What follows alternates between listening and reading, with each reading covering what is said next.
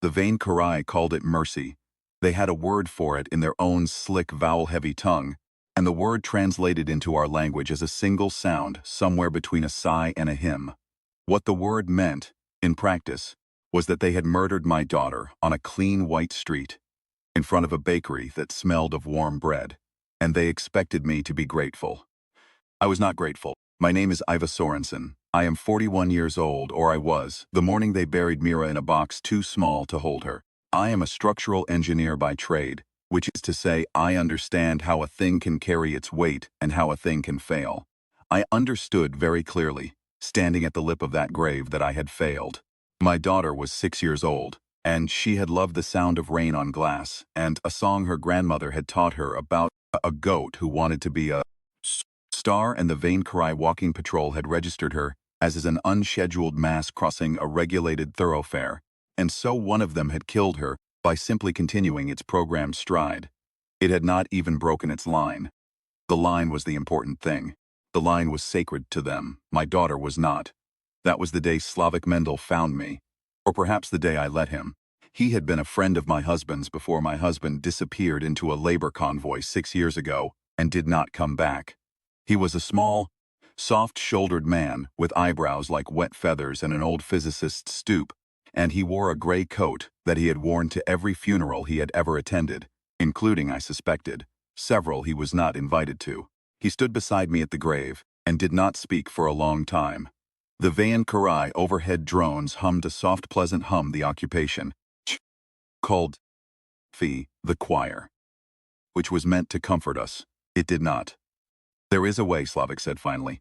I did not answer. "There is a way to see her again." I looked at him then.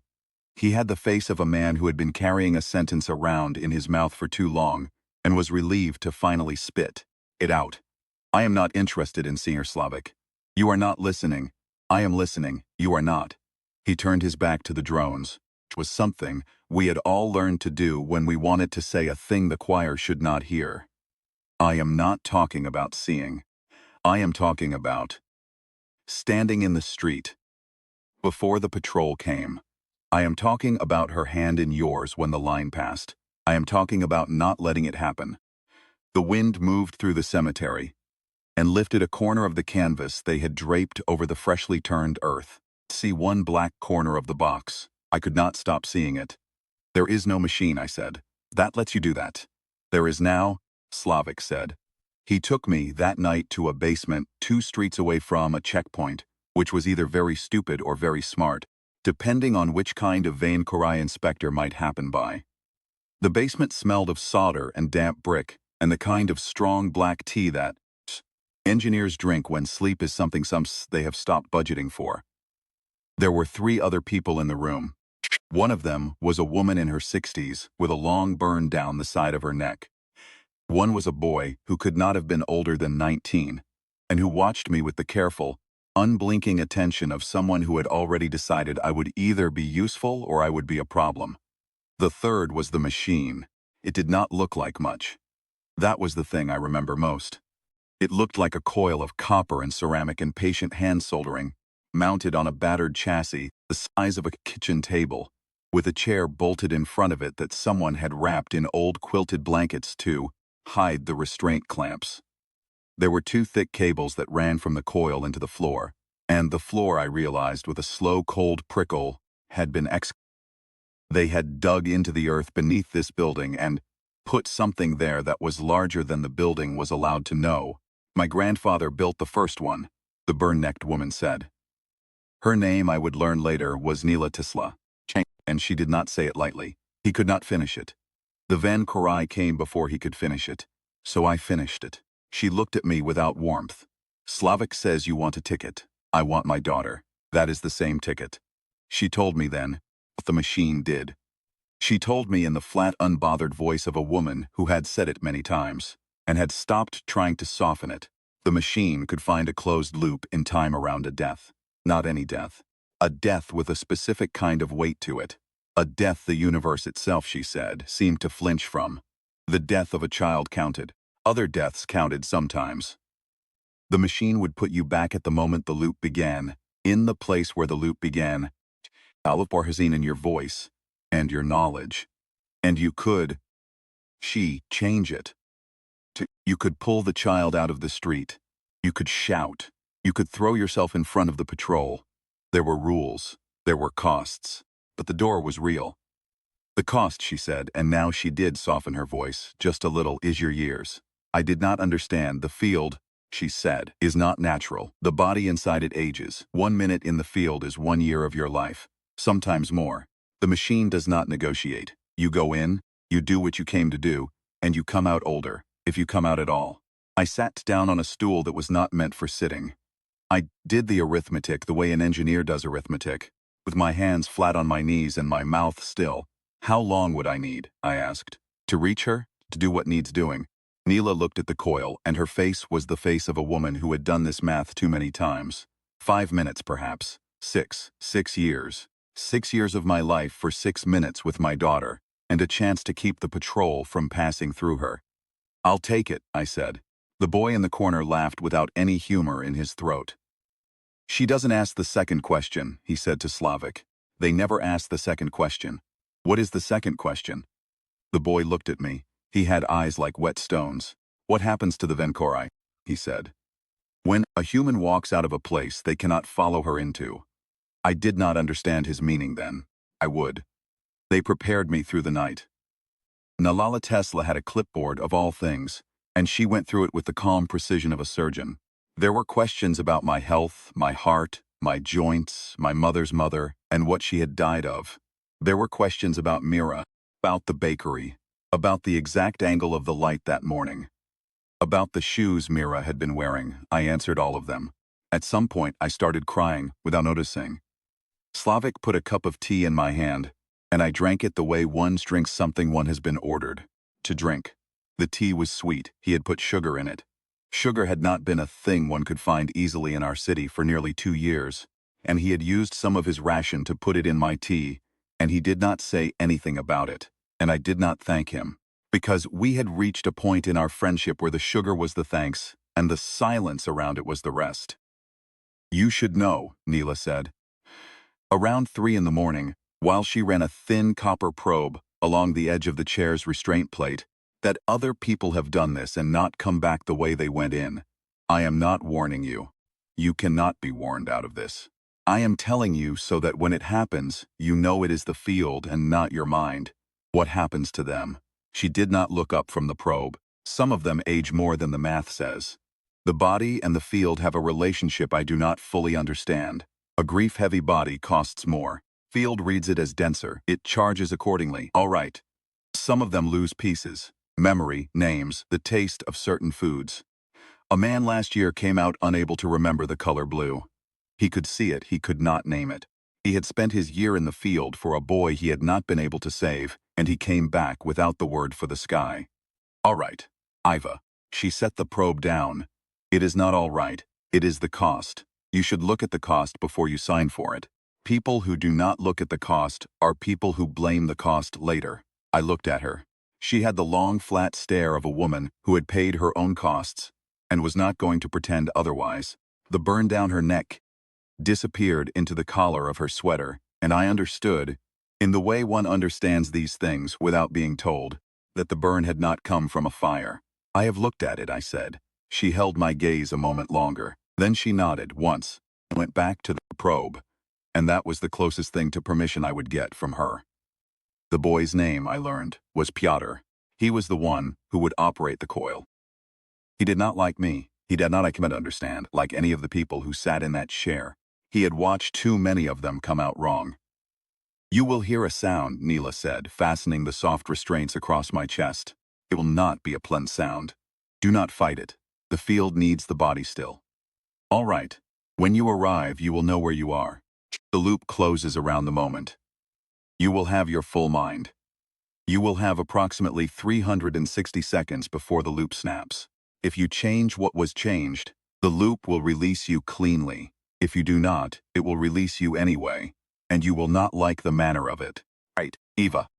She paused, her hand on the coil's main switch. Do not engage the Vainkarai, do you understand me? Do not speak to them. Do not look at them. Pull her clear and step back. That is all. The patrol does not see you, but it can feel you if you push at it. Pull her clear. Step back. Yes? Yes, say it. Pull her clear. Step back.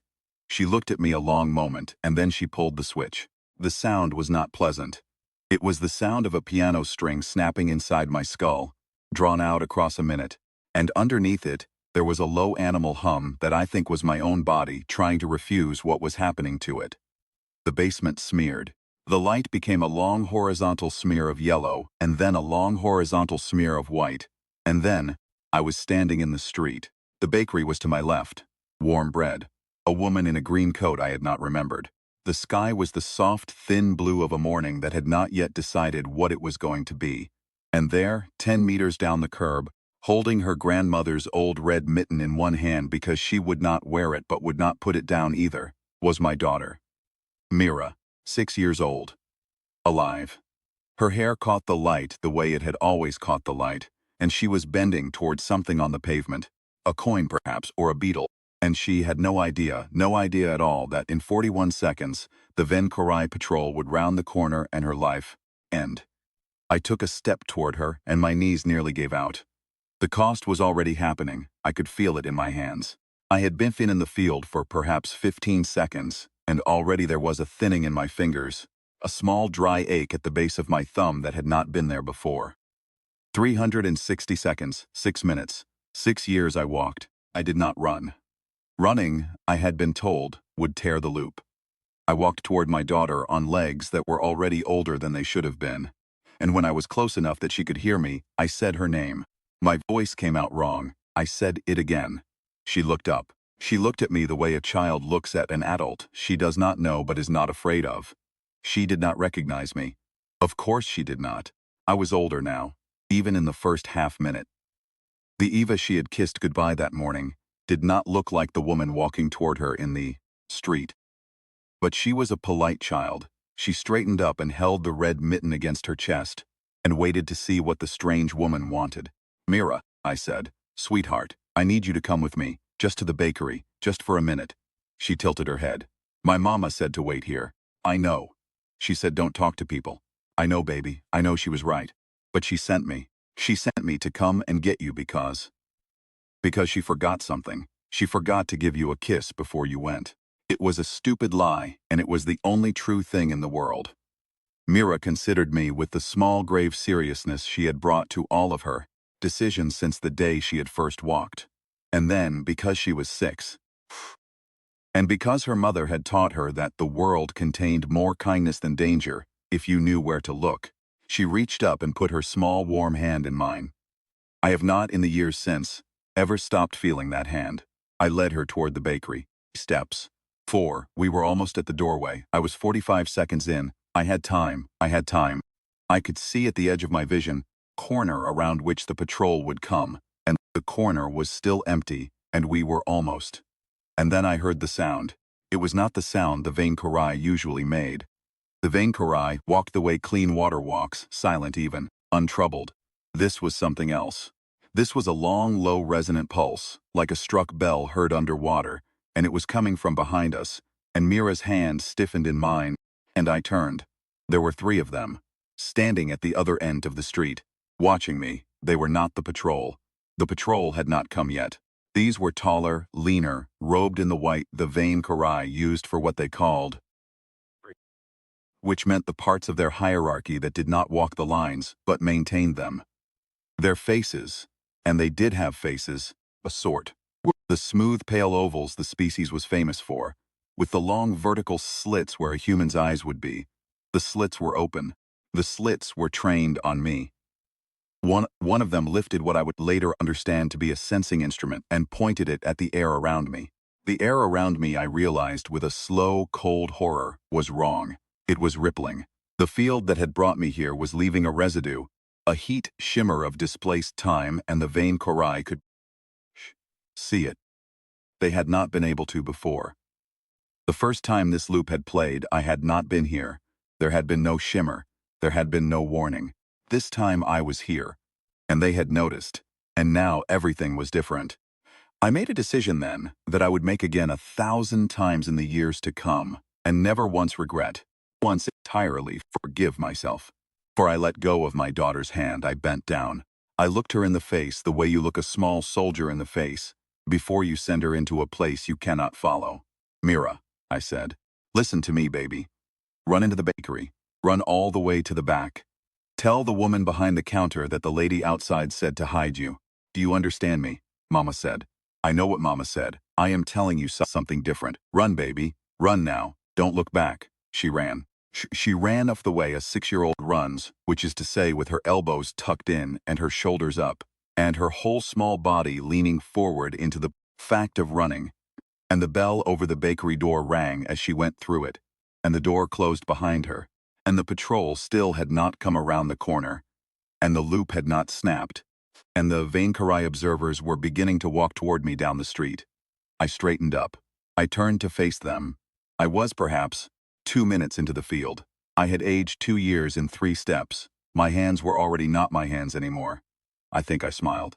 It pretty smile. It was the smile of a woman who had just understood something the men who built the world had not intended her to understand. The observers had not come for Mira. They could not see Mira. The shimmer was on me. The shimmer was a thing the machine put on the person inside the field, and the observers were tracking the shimmer, and the shimmer was not in front of the bakery anymore. The shimmer was in the middle of the street. The shimmer was standing where my daughter had stood. And in about 30 seconds, the patrol was going to round the corner and walk through it. I stepped into the center of the street. I stood exactly where my daughter had been bending toward whatever small, bright thing had caught her eye. I planted my feet. I looked down the road at the corner the patrol would come around. I felt the field pulling at my joints, my hair, my teeth. I was 3 minutes in. I was 44 years old, 45, 46. The patrol came around the corner. There were 6 of them. They walked the way they always walked. Perfect line. With the perfect spacing, the choir humming softly overhead. The lead one registered me. I could feel the registration the way you feel a flashlight on your face, and its long, pale head tilted very slightly, the way the head of a hunting bird tilts. It did not break stride. It did not even break stride. That was the whole point of the patrol. The line was sacred. The line did not deviate. I did not move. The observers behind me were shouting something now. The Vainkarai do not shout often. The sound is unsettling. It is the sound of a hymn being sung backwards by something that does not approve of hymns. I think they had realized what I was. I think they had realized, perhaps, for the first time in all the years of their occupation, that a human could stand in their line and not be where they were. Troll reached me. It walked through me. I had thought, perhaps, that I would feel something terrible. A cold, a burn. The lead one passed through my body the way light passes through smoke, and I felt nothing. I felt nothing because there was nothing in me to feel them with. The shimmer was a body, and not a body. The loop had made me a ghost in their geometry, and the line which was sacred, which never deviated, walked itself directly into the place where the shimmer had been, and the field, which Nikola Tesla had warned me about, aged any living thing inside it by 1 year per minute closed around them. 6 Vainkarai, 1 second. They aged 6 years apiece in the time it took the line to clear the spot where my daughter had stood. The Vainkarai live a long time, longer than us, but they age. They age the way old paper ages, slowly and with great dignity, and they were not built to age 6 years in 1 second. The lead one's head came apart along a seam I had not known was there. The second one's legs simply stopped working and it folded down into the street like a chair collapsing. The third made a noise I will not try to describe. The choir overhead stopped humming. Choir overhead had never stopped humming before, not in the 6 years of the occupation, and the sudden silence above that street was the loudest thing I had ever heard in my life. The observers were running now. Running. Treat. Running. The Vainkarai did not run. The Vainkarai had not run on a human street since the first week of the landings. They were running back toward their checkpoint, and one of them was speaking into a device on its wrist. And I knew, with a clarity that came from somewhere older than my fear, that I had perhaps 4 minutes left in the field, and I was about to be the most hunted human being on the planet. I stepped out of the street. I went to the bakery door. I opened it.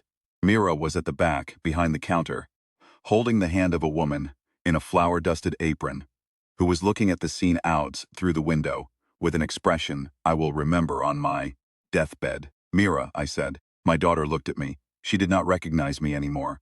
I was 60 years old, perhaps. I had been in the field 4 minutes. My hair was white. My hands were a stranger's hands. "Mira, sweetheart, look at me." She looked. "Do you remember the song Babushka taught you? About the goat who wanted to be a star?" Her small face changed. She did not understand how I knew. She nodded. "Sing it for me, baby. Sing it now the whole way through." And she sang it, standing in the back of a bakery, while outside a species that had ruled our world for 6 years began to understand for the first time that they had made a tactical error. My daughter sang me her grandmother's song about a goat who climbed and climbed and climbed until she was the brightest thing in the sky. She sang it in her small, clear voice, and she did not stop when I started to cry, and she did not stop when the woman in the apron started cry, and she did not stop when the loop began, finally, to pull at the edges of me. I bent down, I kissed the top of her head. Hair smelled of soap and morning. "I love you," I said. "I love you. I love you. Go home. Go straight home. Don't come down this street again." The loop snapped. I came out of the chair in the basement, and I was not the woman who had gone into it. I was an old woman. Nikola Tesla took one look at my face and reached for the restraints. Slavik turned away, which was a kindness. The boy Pyotr did not turn away. The boy Pyotr watched me with an expression I had not seen on his face before, and that expression was something like awe. "What did you do?" he said. It was not a question. I told them. I told them about the observers, about the shimmer, about the line walking into the place where my daughter had been, about 6 Vane Korai, aging 6 years in 1 second on a clean white street in front of a bakery. When I was done, no one spoke for a long time. The coil ticked as it cooled. Somewhere in the building above us, a pipe knocked. "They cannot follow you into the field," Pyotr said finally. "That is the second question. That is the thing we have not been able to say out loud. They cannot follow," Nila agreed. "And the field ages them. The field ages everything." "6 of them," Pyotr said. "In 1 second, yes." He looked at me. He looked at Slavik. He looked at the coil. He looked back at me. "Iva Sorensen," he said, "how many years do you have left?" I considered the question. I was perhaps 62. I had been 41 that morning. My mother's mother had lived to 96, on a diet of rye bread and grievance. I did the engineer's arithmetic again with my hands on my knees. 30, I said. Perhaps 30 minutes in the field. Yes. That is 1,800 seconds. Yes. At 6 Venkurai per second, Pyotr said very softly. That is a number I would like to do on paper. I slept for 2 days after the first trip. I do not remember the sleep. Slavik tells me I spoke in it. He tells me I said Mira's name and the name of a song, and several times the number 6. I do not remember the number 6. I remember waking up in a cot in the back of the basement under a blanket that smelled of camphor, and I remember the first thing I saw when I opened my eyes, which was Nikola Tesla sitting beside the cot with a cup of broth in her hands and a face that had changed. She had been a hard woman the night before. She was still a hard woman that morning. But there was some behind the hardness now that had not been there, and it took me a long time, looking at her, to understand what it was. It was hope. She had not let herself wear it in years, and she did not know quite how it sat on her face. And she had come to sit beside my cot with the broth because she did not want anyone else to see her wearing it before she had practiced. "Drink," she said. I drank. "The patrol that went through you," she said, "there has been a notice. The Occupation Authority has classified it as an industrial accident. They are saying a substation failed, and a discharge aged the squad. They are lying. Of course they are lying. They are lying to their own people, Eva. They are lying." Upward. Do you understand what that means? I did. The Vane Korai administrative hierarchy was famously transparent. They did not lie to themselves. They were, by their own description, a species of perfect upward report. They had told us as much in the early days, when they had explained why our small human deceptions were so amusing to them. If their occupation authority was lying to its own command, it was because the truth of what had happened on that street was a truth their command could not yet be allowed to know. "They are afraid," I said. "They are afraid." She set the empty cup down on the floor. She did not look at me when she said the next part. My grandfather, she said, wrote a sentence in the last notebook. The one they took from him. He had written it the morning they came to the house. He did not finish the sentence. He had written, "Field will be a weapon, but only in the hands of those who can pay for it, and only those who." That is where the sentence ends. The pen is still in the margin. I have spent 40 years wondering what the rest of the sentence was. Do you think it was? She looked at me then. Her eyes were very clear. Only those who love something more than themselves, she said. That is what I think it was. I think that is why he could not finish it. I think he was afraid it would be true. I drank what was left of the broth. It was salty and warm, and there was a small grain of something at the bottom of the cup. Perhaps barley, dust. I have, in the long years since, thought about that small grain a great many times. I cannot tell you why. Build the next one, I said. She nodded. She built the next one. I will not tell you everything that happened next, because some of it is not mine to tell, and some of it I do not remember clearly, because by the end I was very old. I will tell you the shape of it. We built more machines. Nikola Tesla had not been the only engineer in the resistance, and she had not been the only granddaughter of a man who had been silenced before he finished his work. There were others. They came out of cellars, and out of mountain towns, and out of a fishing village on the northern coast where an old woman had been keeping a coil under her bed for 19 years and waiting for someone to ask her about it. They came with parts. They came with knowledge. They came with the names of their dead. The names were the important part. We learned that quickly. The names were the currency. A coil could be wired by anyone with patience and clean hands, but the coil did not open a door on its own. Coil needed a death. The coil needed a particular death, anchored to a particular grief, and the grief had to be the grief of the person sitting in the chair. You could not take a stranger's loop. You could not buy one, could not be assigned one. You had to bring your own. This turned out to be a thing we had a great deal of. A grandmother in Volgograd, 68 years old, walked into the field for the death of her grandson, and walked back out at 84. In a vain Korai garrison of 16, aged into dust around the schoolyard where the boy had been shot. They found her sitting on the front step of the schoolhouse afterward very calmly, peeling an apple with a pocket knife her grandson had given her on his last birthday. She gave the apple to a girl who had been hiding in the bushes. She did not speak. She did not need to. A father in Marseille gave up 11 years for a checkpoint that had killed his wife, and the checkpoint and everyone in it folded down into the street like chairs collapsing. He had been a tax accountant before the occupation. He had never held a weapon. He had a son of 9 who he wanted, he said, to be able to walk to school without showing papers. The son walked to school after, without showing papers. The son walks to school still. The father did not live to see it. The field that day, more than the math said it should. We think it was the grief. We think the field, as Nila had said, charged what it pleased. A boy of 19, Pyotr, of course it was Pyotr, went into the field for his sister and did not come out. We do not know how many of them he took with him. The vain Korai patrols stopped going through Kiev after that, which is its own kind of answer. Found later, his last entry in the operator's log of the coil his sister's friends had built for him. It was very short. He had written, in the cramped engineer's handwriting, he had taken from Nila, only 4 words. The line is mine. They became the words.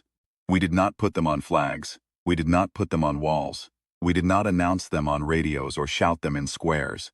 The vain Korai had taught us, over 6 careful years, that the loudest cry was the one that gave you away. So instead we said the words to ourselves before we sat in the chair. We said them while the restraints went around our chests. We said them as Nikola Tesla, or whichever engineer was operating that night, reached for the switch. The line is mine. Could not see us coming. They could not see us going. We were a population that had been counted and tagged and assigned to lines, and we kept stepping out of the lines into places they could not follow, and they kept walking into the places we had been, and they kept dying. The choir went silent over city after city. It went silent over Marseille first, then over a half-dozen lesser towns, then over Kiev after Pyotr, and then One slow, strange Tuesday in the third year of what was not quite a war and was not quite anything else. It went silent over a section of the capital for the length of one whole afternoon. People who had not heard true silence in 6 years stood in the street with their faces upturned and did not speak. A man near me began to laugh. He could not stop laughing. He laughed until he sat down on the curb and put his head in his hands. And then he laughed some more. And the people around him did not laugh, because they understood, the way I understood, that the laugh was a kind of grief that had not been allowed to be a grief for too long. The vain Karai are a patient species. They are also, in their fashion, a brave one. They tried, for a while, to change their tactics. They stopped patrolling. They tried to do their administration from orbit. But the field Nikola Tesla discovered, and her grandfather had suspected, could be anchored to any death the universe flinched from. It did not require a death on the ground. The vain Karai had killed a great many of us from orbit too. We learned to put coils in their ships. That was Neela's doing, mostly. She had spent her entire adult life looking at her grandfather's notebooks, and the notebooks had told her, in the careful margin script of a man who had known he was about to be killed, the field was not a place but a relationship. It was the relationship between a death and the world's refusal to accept that death. The location of the body did not matter. The location of the grief did. If a mother on the ground grieved a daughter who had been killed by a beam from a ship, the ship was anchorable. The ship was a node in the loop. The ship could be entered in the only way the field knew how to enter a thing, which was to age it. We aged 3 of their orbital platforms in the 4th year. A woman named Halima, whose entire village had been burned from orbit in the 2nd month of the occupation, walked into the field carrying the only photograph she had left of her family, and she walked back out 23 minutes older, and a Van Karai platform that had been in geosynchronous orbit over the Horn of Africa for 6 years simply ceased to be a thing the Van Karai operate. The metal was still up there. The metal had aged. The metal was, the engineers told us, surely somewhere around 2,000 years old. The Van Karai inside it had aged too. There had been 412 of them. The number is in a ledger somewhere. The ledger is not mine. I do not know exactly when they decided to leave. I was very old by then. I had been in the field 11 times, on 11 anchors that were not Mira's, and I had bought, the engineers told me, somewhere between 400 and 500 Van Karai lives with my own years. I did not feel proud of the number. I did not feel anything much about the number. I felt my knees, mostly, and a small dry ache at the base of my thumb that had been there since the minute of the first trip. The day they left, Slavik wheeled me out to the square in front of the old cathedral so I could see the ships go. There were not many of us left who had been there at the beginning. There were many of us who had not been there at the beginning, been children when the choir first began to hum, and they cheered when the ships lifted. I did not cheer. Cheering takes breath was a thing I budgeted now. Slavik leaned down and put a flask in my hand. He had been carrying that flask, I knew, since the morning of the funeral. He had not opened it in all that time. He had been waiting. "Tamira," he said. I drank. "Tamira," I said. "She lived. That is the part I have not told you yet. I went back after the war the long ordinary way by train and by foot to the city where she had been a child. I was 83 years old. I had walked into the field at 41 and I had come out, finally and for the last time, at 83, and the engineers had told me there were no more trips left in me, and I had agreed. She was a woman now. Of course she was a woman. She was 48 years old, which is older than I had been, the morning I stood at her grave, and she had 2 children of her own, and she was a baker of all things, in a small clean shop on a street that no longer had a checkpoint at the end of it. She had been told, all her life, that an old woman had pulled her into a bakery once when she was 6, and that the old woman had asked her to sing a song, and that something terrible had happened in the street outside that she had not been allowed to look at. She did not recognize me when I walked in. Course she did not. The last time she had seen my face, it had been the face of a stranger. I bought a loaf of bread. I paid for it with money I had been saving for this. And my hands shook in the way old hands shake. And she packed the loaf into a paper bag and slid it across the counter. and looked at me with the polite, patient kindness she gave to all of her customers. "Will there be anything else?" she said. I looked at her, my daughter, 48 years old. "Alive, sing me the song," I said, "about the goat who wanted to be a star." Her face changed. It changed in stages, the way the face of a woman changes when something she has not allowed herself to think about for 40 years rises up the back of her throat. Hand went to the counter. Her mouth opened. She looked at me, and she looked at me, and, somewhere under the gray of my hair and the seams of my face she found, finally, the woman she had once held a red mitten next to in the street. "Mama," she said. It was not a question. I had not been ready to hear it. I do not think a person is ever ready to hear it. I had bought, with my years, a great many things. A planet, perhaps, in some accountings, and the one I had wanted, the only one I had ever wanted, was the word she said next, which was my name, and after my name she said it again. "Mama." I set the bag of bread down on the counter. I held out my hand. She took it. Her hand was warm. It was a baker's hand, strong from kneading, dusted faintly with flour, and it was the same hand, the very same small hand, that had once closed around mine outside a bakery on a clean white morning, while a species that thought itself our master walked toward us in a perfect line. "Hello, sweetheart," I said. She cried. I did not. I had done my crying. I had done a great deal of crying. I had done, perhaps, all of the crying a woman is allotted in one life. And what I had now in its place was the small warm fact of her hand in mine, and the smell of bread and the absence, over our heads, of any humming at all. The Venkorai called what they had done to us mercy. They had a word for it, in their language, that translated to something between a sigh and a hymn. They had also, in their language, a word for what we had done to them. I never learned what it translated to. The engineers who debriefed the last of their diplomats said it was a long word, and a strange one, and that there was no human equivalent. Think about sometimes, on the long quiet evenings when my granddaughters come to read to me, I think that perhaps they were right. Perhaps there is no human word for what we did. But there is, I think, a human word for why. It is a small word. It fits in a child's mouth. It is the word a 6-year-old says when she puts her hand in yours outside a bakery and lets you lead her into the rest of her life. The word is Mama. And the Vinkarai, for all their lines and all their patience and all their slow, careful occupation, never did learn how to say it.